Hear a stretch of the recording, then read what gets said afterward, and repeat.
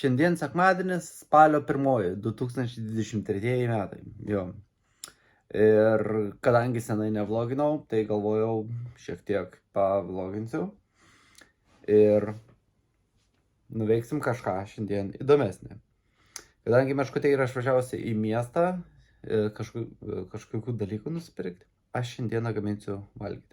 Kepsim vištą ir baltą mišrainę darysim. Tik skirtumas bus tas baltos mišrainės, kad dauguma baltos mišrainės produktų bus iš skardinių. Aišku, nesu to daręs, bet girdėjau, kad išeina irgi gerai padaryti. Tai pabandysiu, pažiūrėsim, kaip seksis. Tai va.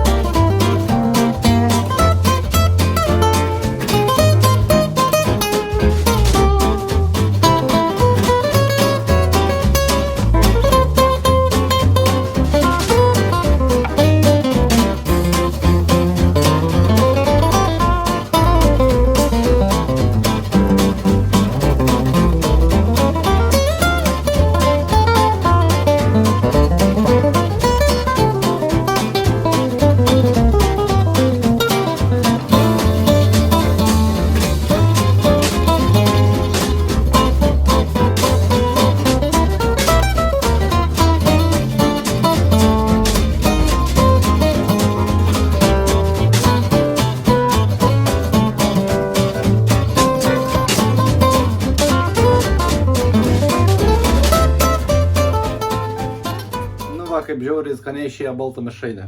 Tikrai negalvojau, kad iš skardinių darysis sunkiau, kur tradiciškai viską išverdi, atvėsini, paruoši. Procesas žymiai ilgesnis. Tačiau čia yra labai lengvesnis procesas, greitesnis, kai neturi daug laiko. Ir tingesnis procesas, bet šiaip tai labai skaniai išėjo. Tai va. Va taip darom baltą mišrainę iš skardinių.